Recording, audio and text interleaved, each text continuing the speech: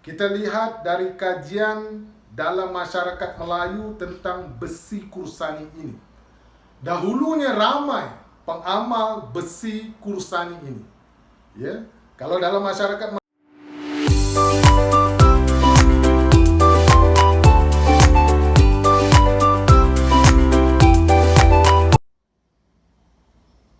dahulu kala,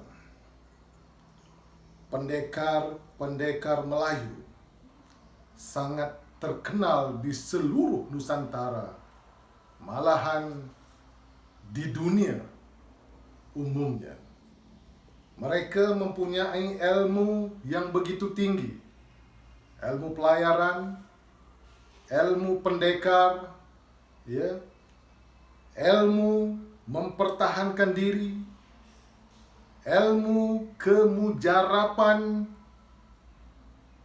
kesihatan, dan pelbagai ilmu. Kita suka atau tidak, Melayu itu sangat hebat di suatu ketika dahulu. Jadi kita selusuri bagaimana mereka memperolehi ilmu-ilmu ini. Dan kita tidak boleh menyatakan bahawa semua ilmu itu salah dan semua ilmu itu betul. Ada betul dan ada salah. Maka kita selusuri yang betul dan tuan-tuan nilaikan sendiri dengan ilmu yang ada pada tuan-tuan. Tetapi kalau tidak cukup ilmu, memang kita mengandaikan ianya tidak betul. Assalamualaikum warahmatullahi wabarakatuh. Terima kasih kepada semua yang sudi mendengar perbincangan, perbualan, kongsi pengalaman di antara kita. Tuan-tuan yang saya hormati sekalian, suatu cerita tentang besi, itulah yang hendak kita bincangkan pada hari ini. Dan satu patah perkataan yang jarang diketahui, jarang didengari, apa dia? Di antara banyak besi, yaitu besi kursani. Tuan-tuan yang dirahmati Allah sekalian, kita tengok dulu asal-usul besi kursani ini. Kursani dari segi bahasa, ya, dari kata atau patah perkataan kurosan atau Khorasan, suatu tempat yang meliputi bahagian Iran, bahagian Afghanistan, bahagian Tajikistan, bahagian Turkmenistan, dan Uzbekistan. Tuan-tuan, kawasan ini dahulu merupakan tempat penghasilan pedang yang sangat berkualiti tinggi, bagus dan kuat besinya. Kekuatan besi inilah kemudian diibaratkan menjadi kekuatan batin di dalam tubuh oleh pengamal ilmu batin. Tuan-tuan, besi kursani di daerah Khurasan ini terkenal kerana keras, kuat, berkualiti tinggi. Maka mentera diolah daripada besi ini untuk membayangkan kekuatan itu, seterusnya mendapatkan kekuatan untuk melawan musuh. Tuan-tuan yang dirahmati Allah sekalian, suatu keadaan di mana kehandalan pendekar-pendekar kita di waktu dahulu, ya, mereka mempelajari ilmu batin ini untuk mereka. Jadi mari kita kaji ilmu batin ini di Minangkabau. Besi kursani ini, tuan-tuan, terkandung di dalam badan kita menurut kajian ilmu batin di Minangkabau. Dan perlu dibangkitkan, ya, untuk menghadapi sesuatu masalah. Sekiranya ingin bertemu musuh, maka besi kursani itu perlu dibangkitkan melalui seni pembelajaran yang dipelajari, tuan-tuan. Besi kursani ini, tuan-tuan, dibangkitkan dengan ditandai dengan mendenging di telinga. Maksudnya ada satu bunyi, begitu. Maka kita menyeru besi kursani itu akan datang, tuan-tuan. Pada zaman dahulu kala, para pendekar di Minangkabau dan para pendekar di daerah-daerah yang di persekitarannya menjadikan ini amalan untuk menghadapi musuh ketika di dalam medan pertempuran. Menurut kajian ilmu batin di Minangkabau, pada awalnya manusia, Adam, dibuat dari unsur api, angin, air, dan tanah. Unsur api menjadi darah, unsur air menjadi tulang, unsur angin menjadi urat, unsur tanah menjadi daging. Kemudian unsur ini, tuan-tuan, dicampur dan dibentuk sebuah patung dan diberikan roh. Maka hiduplah patung tersebut dan memiliki nyawa. Lalu untuk membuatkan Adam kukuh dan kuat, diambillah sedikit tiang aras yang bernama besi kursani yang ditancapkan dari ubun-ubun sampailah ke tulang ekor manusia, tuan-tuan. Besi kursani ini menyatu bersama tulang punggung pada manusia. Ketika besi kursani ini ditancapkan kepada manusia, Adam berkeringat.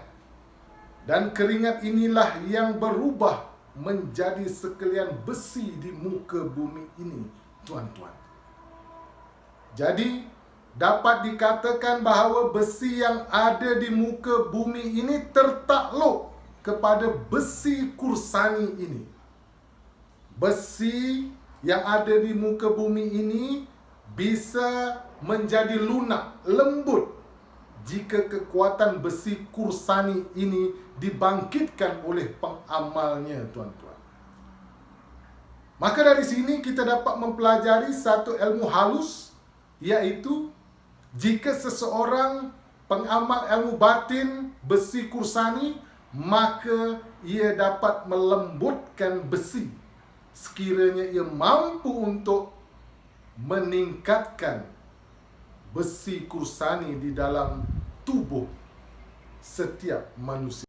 Tuan-tuan yang saya hormati dan kasihi sekalian, kita lihat dari kajian dalam masyarakat Melayu tentang besi kursani ini. Dahulunya ramai pengamal besi kursani ini. Ya, kalau dalam masyarakat Melayu kita rujuk ilmu hakikat besi, disebut sebagai besi kursani. Ia merupakan saripati dari unsur besi yang terkandung di dalam tanah pertama penciptaan Adam dan masih melekat pada generasi keturunan Adam ini. Kerana itu, manusia yang memahami rahsia hakikat besi ini dalam tubuhnya, insya Allah akan diselamatkan dari dimakan oleh sekalian yang bernama besi dan sekalian yang bernama bisa besi. Ilmu besi kursani ini, tuan-tuan, hari ini teramat jarang orang yang menguasainya. Salah satu faktornya kerana ia sukar untuk mencapai satu tahap kebatinan yang tinggi. Salah satu faktor yang lain, guru-guru yang menguasai besi kursani ini memilih murid-murid yang boleh dipercayai dan mengamalkannya secara telus. Pengamalan ilmu batin besi kursani ini, tuan-tuan, ya, diperuntukkan untuk keselamatan di mana sahaja kita berada. Di darat, di laut, di udara, ataupun di rumah, ataupun di mana-mana sahaja, tuan-tuan. Digunakan untuk kesihatan, menjaga kesihatan alamiah dan ilahiyah, dijauhkan dari pengeroposan tulang, dijauhkan daripada penyakit kronik dalam jangka waktu yang lama, untuk mengaktifkan kebal tubuh, tuan-tuan, untuk membungkam musuh, untuk pemagaran benda-benda yang berharga dan bernilai, daripada dicuri, daripada dipukau, meningkatkan daya pukulan bagi pendekar-pendekar, dan seterusnya meredakan racun yang terkena pada makanan, terkena dihantar melalui angin, dihantar melalui air dan sebagainya. Dan pelbagai lagi perkara-perkara digunakan dalam peramalan besi kursani ini untuk menghapuskan kejahatan. Dan seterusnya untuk menerobos mereka-mereka yang sangat sombong dengan ilmu kebal, dengan ilmu sihir, dengan ilmu pelbagai yang menyalahi agama, tuan-tuan. Tuan-tuan yang saya hormati sekalian, bukan semua perkara yang orang dahulu lakukan adalah salah. Bukan semua perkara yang orang dahulu lakukan adalah betul. Maka kita dengan adanya ilmu yang sedikit ini menilai. Tetapi untuk kita menilai sesuatu ilmu itu, kita perlu ada ilmu untuk menguasai ilmu itu. Maka hari ini kita bincangkan suatu topik yang tidak pernah didengar, satu topik yang jarang didengar, tetapi perkara ini wujud, iaitu besi kursani ada di dalam tubuh badan manusia. Maka dengan itu kita perlu mempergunakan untuk kesihatan kita, untuk kita membantu mereka-mereka yang bermasalah kesihatan, insya-Allah dengan pertolongan Allah Subhanahu wa taala. Kerana akhirnya ilmu yang Allah turunkan di muka bumi ini hanya setitis daripada selautan ilmu yang ada.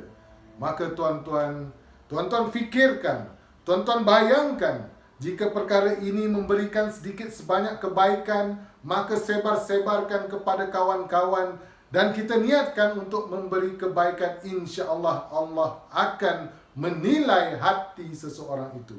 Kita akan berjumpa di episod-episod yang seterusnya untuk kita membincangkan perkara-perkara yang wujud di dalam masyarakat kita pada hari ini. Jika ada bahasa saya yang tersinggung, saya mohon ampun dan maaf. Saya hanya ingin berkongsi pengalaman. Kita berjumpa di episod yang kehadapan, insya-Allah. Sekian, wabillahi taufiq wal hidayah. Wassalamualaikum warahmatullahi wabarakatuh.